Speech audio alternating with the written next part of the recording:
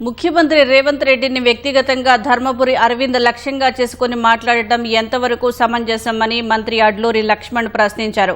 2014 నుంచి కేసీఆర్ జిమ్మిక్కులను బీజేపీ ఎదుర్కోలేకపోయిందని, 118 స్థానాల్లో బలమైన అభ్యర్థులను పెట్టలేని స్థితిలో బీజేపీ ఉందని మంత్రి అడ్లూరి విమర్శించారు.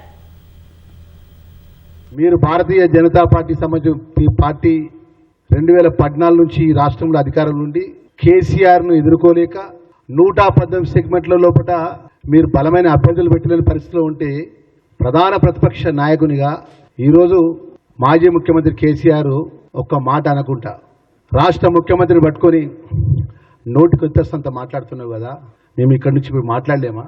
రాజ్యాంగ పరంగా ప్రజల ఓట్ల ద్వారా మనం చట్టసభలో పోయినప్పుడు ఒక శాసనసభ్యులు అందరూ కలిసి ఒక ముఖ్యమంత్రిని ఎన్నుకుంటారు.